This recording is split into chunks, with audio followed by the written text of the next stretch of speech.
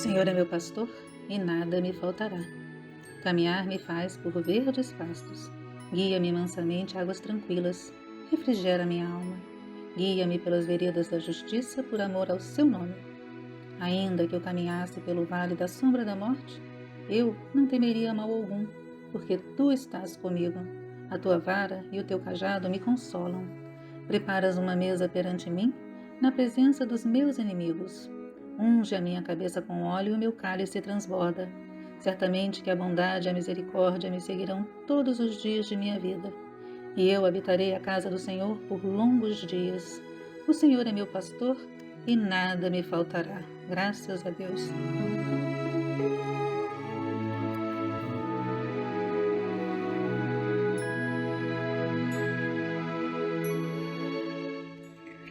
Mais uma vez, estamos aqui reunidos para fazer o Evangelho virtual, desejando que ele nos traga paz, equilíbrio e sabedoria.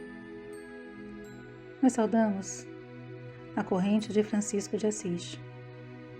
Saudamos a todos os orixás. Saudamos a Xangô, orixá que rege a nossa casa. E pedimos sempre que o campo vibratório de Xangô se faça presente, trazendo justiça para todos nós. Saudamos ao caboclo Tupinambá e nos colocamos constantemente à disposição para os trabalhos onde a nossa energia será necessária. E agradecemos a oportunidade de servir. Nós vamos unir o nosso pensamento e pedir mais uma vez pela paz. Essa paz tão necessária e tão difícil de ser alcançada. Vamos pedir que a paz se faça entre povos e nações, entre governantes e governados. Que a paz se faça no Brasil, no Rio de Janeiro, e que nós possamos ser os mensageiros da paz que o nosso mundo tanto necessita. Vamos pedir por todos que sofrem, por todos que estão nas ruas, sem amparo, por todos que não têm um lar para voltar, por todos que sofrem violências, por todos que passam fome, por todos que estão nos hospitais nesse momento, nos presídios, nos manicômios, nas clínicas psiquiátricas, nos orfanatos, nos asilos. Pedimos por todos os obsessores, tanto os encarnados quanto os desencarnados. E pedimos também pelos suicidas, que eles sejam envolvidos na luz do Pai Maior. Pedimos por todas as crianças do mundo, que a elas seja dado o direito de viver em paz. E também pelas crianças da creche Santa Clara. E agradecemos a todos os amigos que ajudam com a manutenção da nossa casa, a casa de Francisco de Assis. Nós pedimos por todos os amigos, inimigos, encarnados ou desencarnados, que neste momento estão em nossa mente, para que eles sejam envolvidos na luz maior. Por fim, pedimos sabedoria e coragem para enfrentar o nosso dia a dia, para combater todas as vibrações negativas que de alguma forma chegam até nós. E agradecemos mais uma vez a proteção da corrente de Francisco de Assis, que a todos nós recebe, sem distinção. Graças a Deus.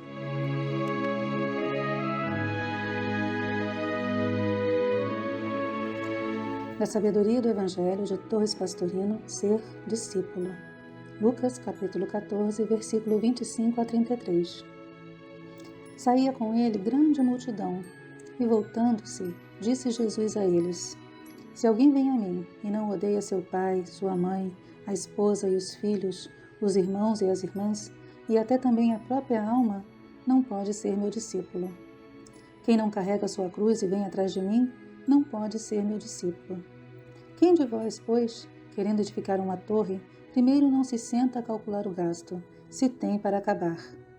Para que não suceda que, pondo o alicerce e não podendo terminar, os que vêm comecem a caçoar dele, dizendo: este homem começou a edificar e não pode terminar. Ou que rei, saindo a lançar-se em guerra com outro rei, primeiro não senta, deliberando, se é forte com 10.000, para enfrentar ao que vem com 20.000 contra ele. Se não, estando ele ainda longe, envia uma ligação, pedindo as condições para a paz. Assim, pois, qualquer de vós que não se destaca de todas as suas posses, não pode ser meu discípulo.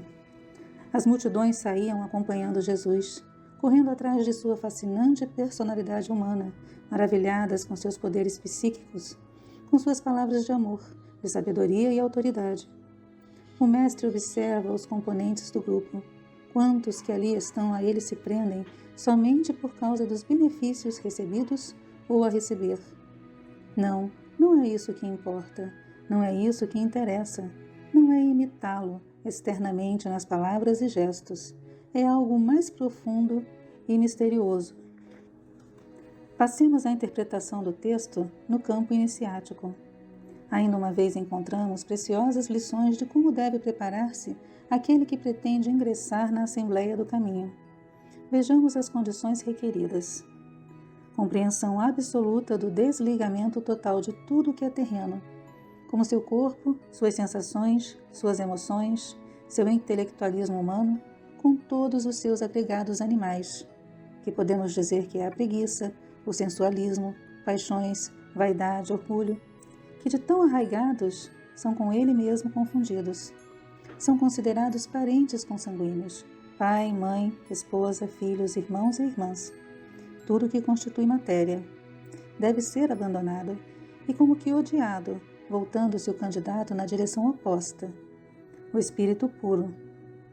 A fraternidade espiritual é real e eterna, já que somos filhos do mesmo Pai eterno, ao passo que o parentesco sanguíneo é passageiro, de uma só encarnação, podendo na seguinte ser realizado em outro grupo, em outra terra, em outra raça.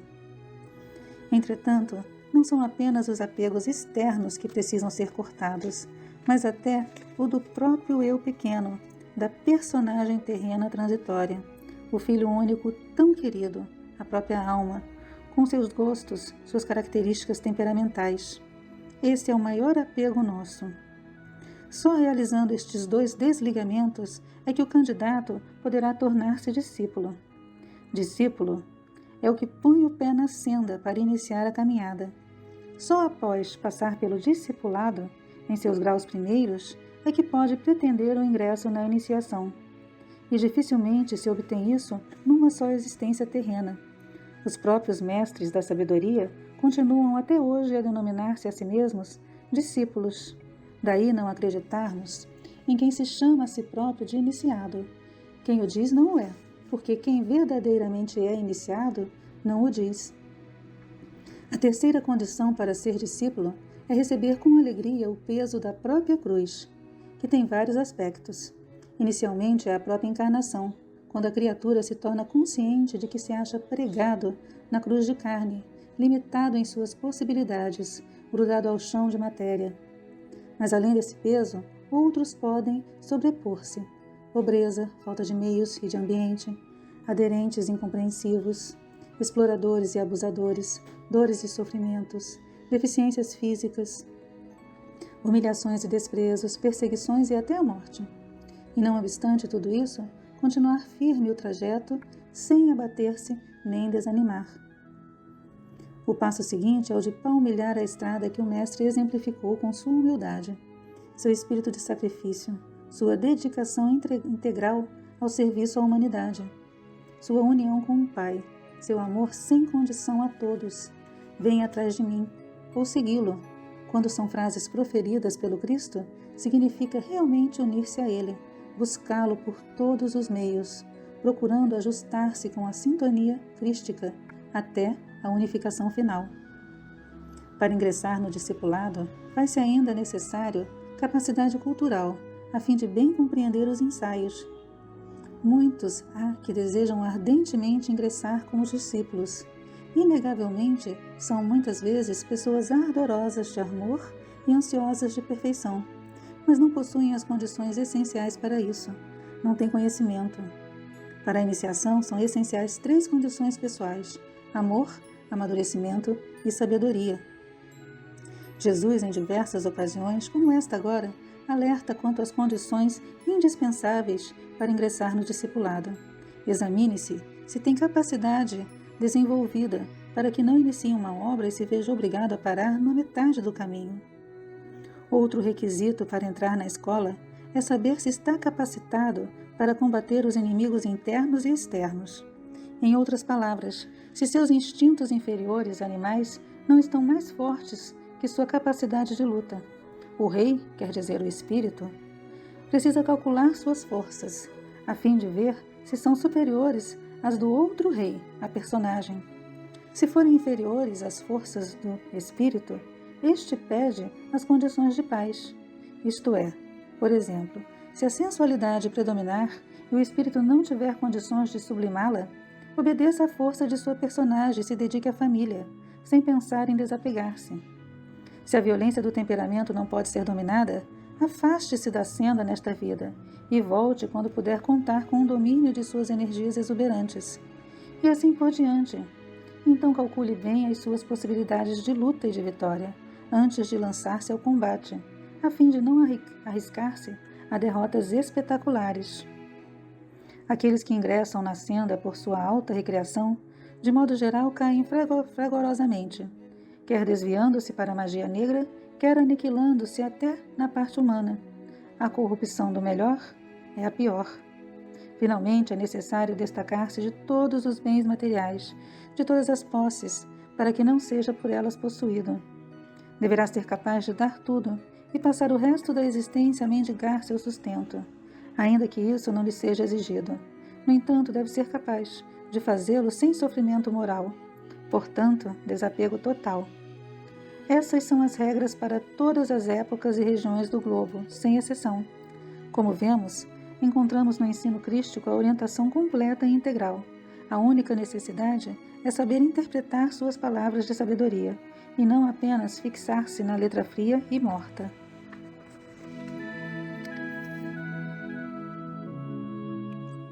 Um evangelho um pouco longo, né? E que fala sobre como é difícil ser discípulo. Muitos o querem, mas poucos estão preparados porque exige mudanças que nem sempre aceitamos. Jesus vê que multidões o seguem, fascinadas com a personalidade vibrante e cheia de luz que emanava para todos os que estavam ao seu lado. Personalidade já unida à individualidade. Jesus e o Pai são um, então ele é um verdadeiro farol que atraía muitos. Mas também pensava, quantos estão aqui apenas para alcançar benefícios e usufruir dessa vibração, sem querer fazer esforço nenhum para mudar? Pois para ser discípulo do Cristo, há condições, e Jesus dá orientações para que o devoto possa alcançar essa sintonia com o Cristo que habita dentro de cada um de nós. Primeiro, odiar pai e mãe. Como odiar pai e mãe, se o próprio Evangelho nos fala sobre o amor filial, respeitando-os sempre? E não só odiar os pais, mas também aos irmãos. Isso nos causa muita estranheza. Mas temos que compreender que o que realmente está sendo dito, numa interpretação mais profunda, é que devemos amar mais ao Cristo do que aos laços consanguíneos. O Cristo é a nossa individualidade, a nossa luz, e nos impulsiona sempre à evolução. Já os laços familiares, esses podem mudar a cada reencarnação. Temos que entender que somos todos filhos do Pai Maior. Portanto, nossa família real é a espiritual. Em segundo lugar, negar-se a si mesmo. E isso é bem complicado. Quer dizer que temos que desapegar das nossas características pessoais, de como somos reconhecidos, de nosso apego a nós mesmos. Muitos dizem, sou assim, e quem quiser que goste de mim, esquecendo que estamos aqui, neste processo de burilamento, justamente para mudar, e não para ficar estagnado nas nossas imperfeições. Carregar a nossa cruz com alegria.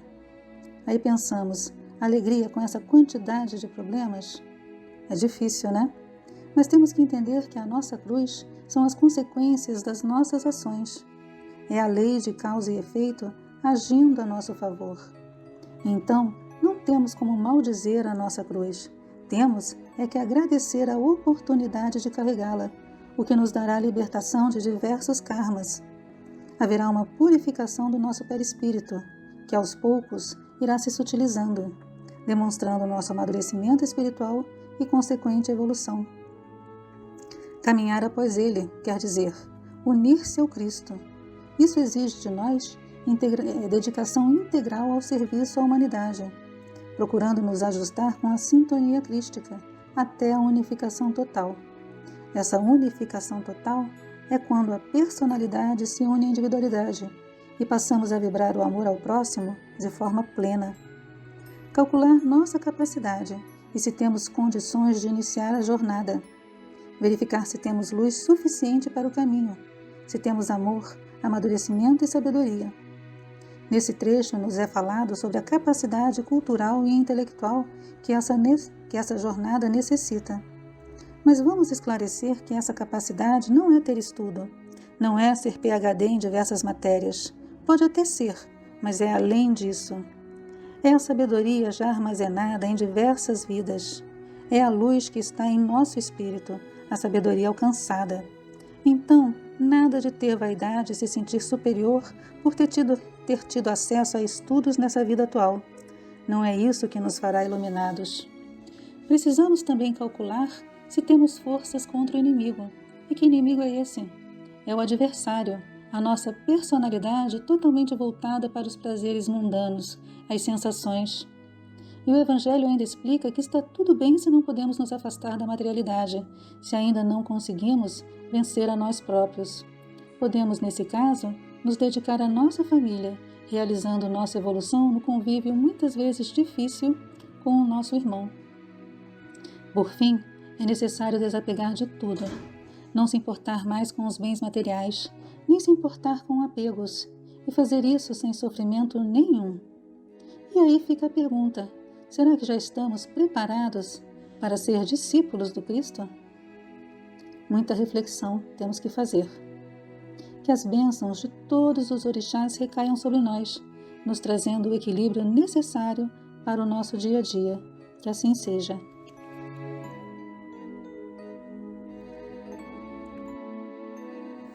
Oração de São Francisco. Senhor, faz de mim um instrumento da sua paz. Onde houver ódios, faz com que eu leve o amor. Onde houver ofensas, eu leve o perdão. Onde houver discórdias, que eu leve a união. Onde houver dúvidas, que eu leve a fé. Onde houver erros, que eu leve a verdade. Onde houver desespero, que eu leve a esperança. Onde houver tristezas, que eu leve a alegria. Onde houver trevas, que eu leve a luz. Ó Mestre, faz com que eu procure mais consolar que ser consolado, compreender que ser compreendido, amar que ser amado, pois é dando que se recebe, e é perdoando que se é perdoado, e é morrendo que se nasce para a vida eterna.